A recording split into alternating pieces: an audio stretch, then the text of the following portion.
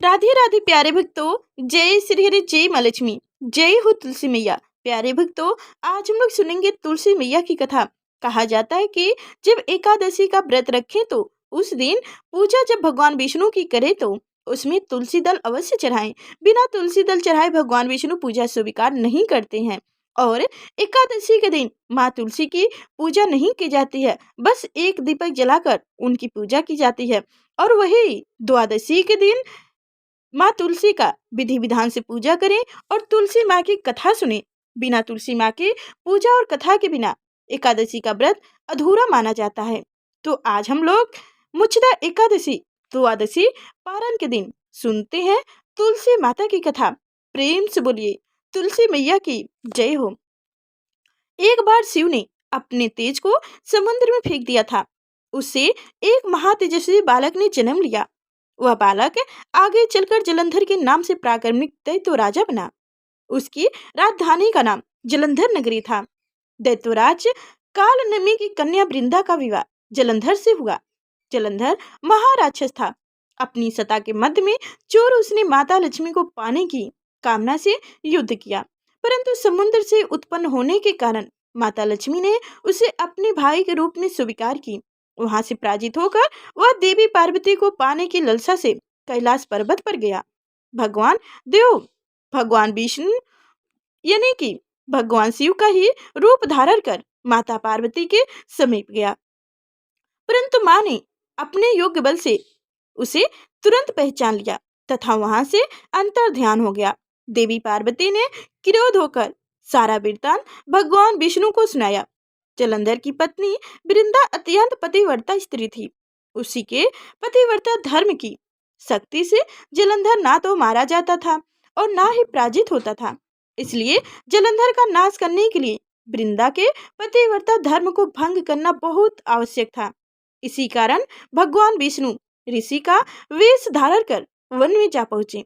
वहां वृंदा अकेली भ्रमण कर रही थी। भगवान के साथ दो मायावी राक्षस भी थे, जिन्हें देखकर वृंदा भयभीत हो गई।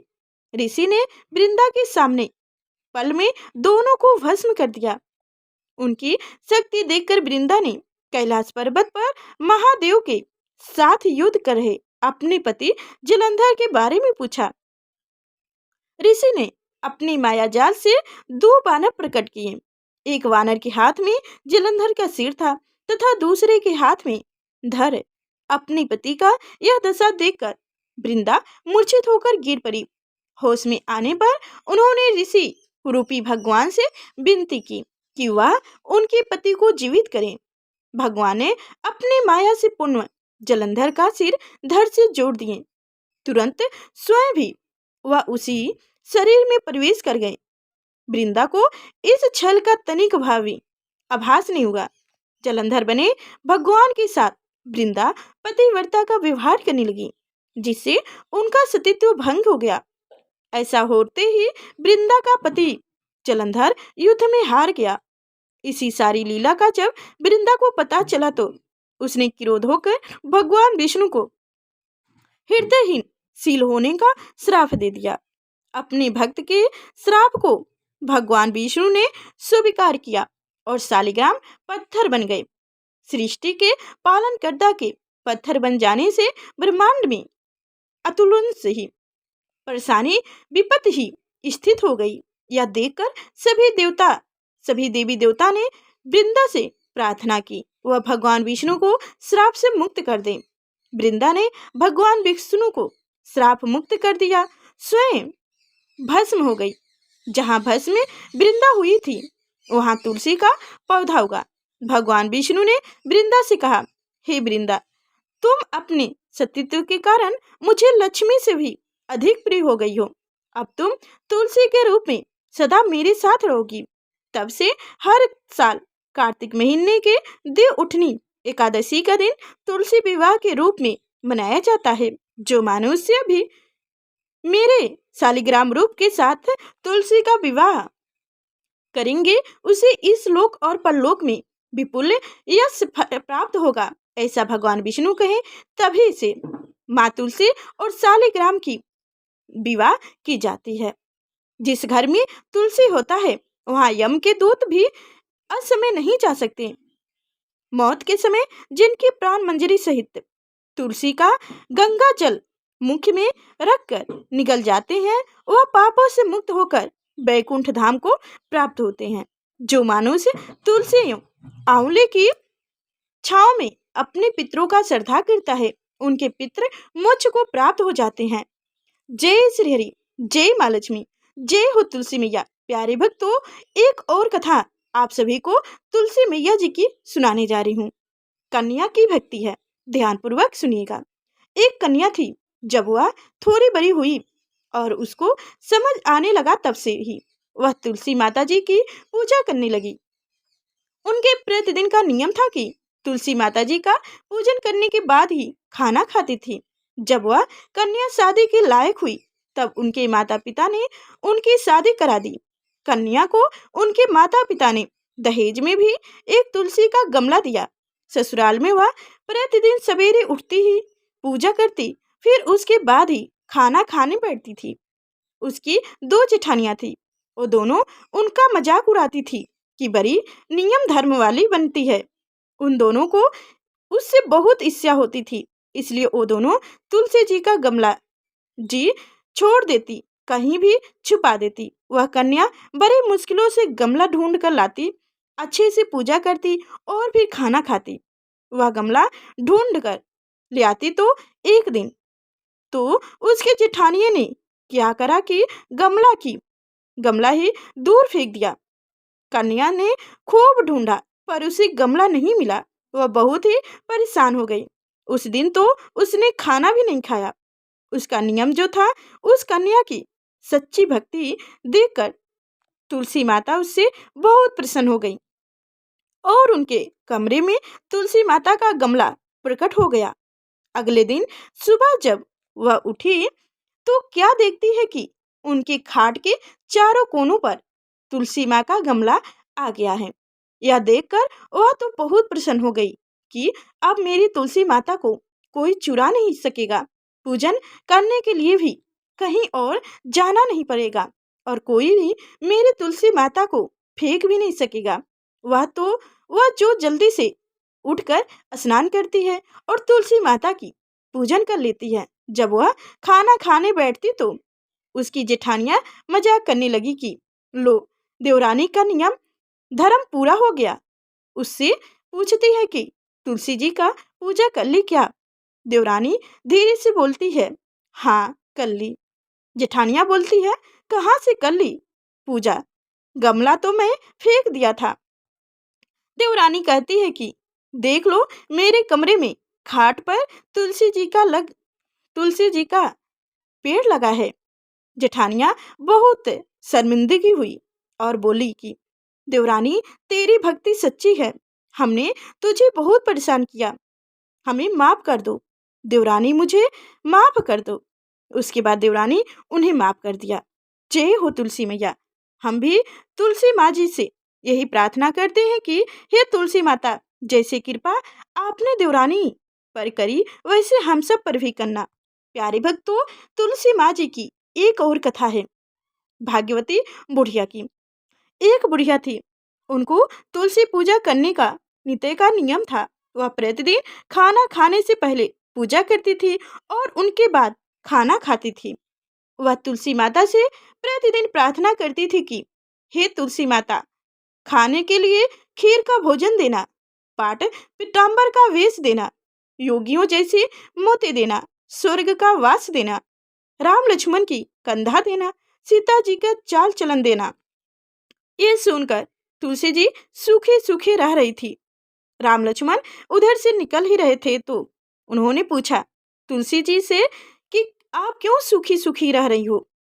एक बुढ़िया रोज मेरी पूजा करती है, तुलसी माँ ने बताई।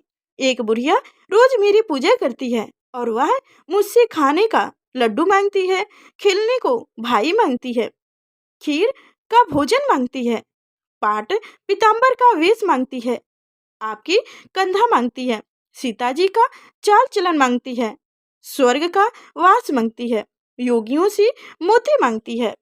बाकी सब तो मैं दे दूंगा, पर आपकी कंधा कहाँ से दूंगा और सीता जी का चाल चलन कहाँ से दूंगी? राम जी और लक्ष्मण जी सीता जी तुलसी जी से बोले कि आप हरे भरे हो जाओ, सब हो जाएगा। कुछ दिनों बाद बुढ़िया मर गई।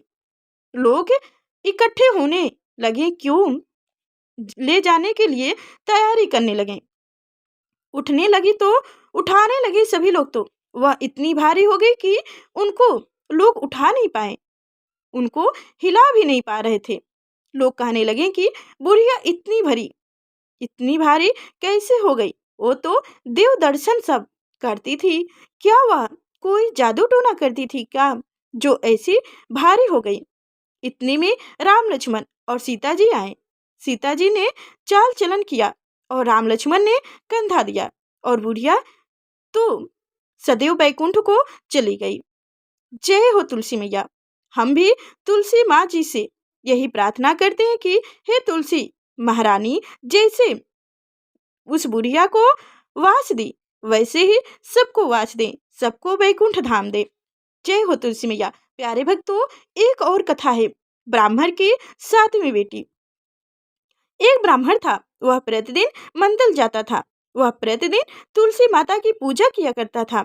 वह तुलसी माता से प्रार्थना करता था कि हे तुलसी महारानी, मेरे आनंद करना। तुलसी माता ने सोचा कि यह ब्राह्मण तो बहुत सीधा है और गरीब है और प्रतिदिन मेरी पूजा करता है, मैं इनके कुछ ना कुछ करना चाहती हूँ। तो तुलसी महारानी एक कन्या का रूप बनाकर बैठ गई और उस ब्राह्मण को बोली कि ब्राह्मण, मैं भी तेरे घर आना चाहती हूँ। ब्राह्मण ने सोचा कि 6 लड़कियां तो मेरे पहले से ही हैं और 7 लड़कियां का मैं कैसे पालन पोषण करूंगा, लड़कियों की शादी कैसे करूंगा? मेरे साथ तो कुछ ऐसा भी नहीं है। यह भविष्याचार्य बहुत गरीब ब्राह्मण था। वह बहुत परेशान रहते लगा, उनको तो खाने भी नहीं रहने लगा। उसकी औरत ने कहा कि क्या बात है, आजकल बहुत दुखी दुखी रहने लगे हो? तो उस ब्राह्मण बोला कि मैं मंदिर जाता हूँ और वहां पर एक छोटी सी सुंदर सी कन्या बैठी है और वह कहती है कि ब्राह्मण, मैं आपके घर आऊंगा। उसकी पत्नी बोली कि अरे, इसमें परेशान होने की क्या बात है, और रही है तो आने दो, अगर वो आ ही रही है तो आने दो। ब्राह्मण बोली कि पहले से अपनी 6 लड़कियां हैं तो ही, और उनकी भी अपने को शादी भी कराना है। तो इस ब्राह्मणी बोली कि अरे ओ, तो कोई बात नहीं है, अपनी 6 लड़कियों की शादी करवाओगे तो 7 को भी करवा दोगे, आप 7 लड़कों की शादी साथ में करवा देंगे। अगले दिन जब वह ब्राह्मण मंदिर गया तो उस छोटी कन्या ने पूछा, ब्राह्मण, मैं आपके घर आऊंगी तो? ब्राह्मण बोला कि ठीक है बेटा, चलो। उनको वह घर पर लेकर आ गया। तुलसी माता के कन्या के रूप में ब्राह्मण के घर आने से ब्राह्मण के घर बहुत आनंद हो गया। घर में लक्ष्मी की बरसात हो गई।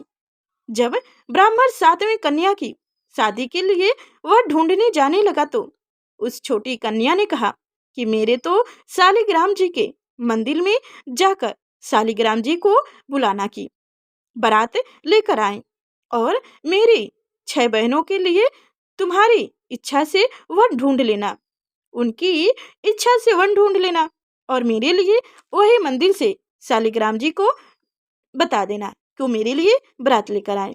फिर तुलसी महारानी की मेहरबानी से उनके तो सब जेवर कपड़े खाना सब तैयार हो गए और अच्छी धूमधाम से उनकी शादी हो गई।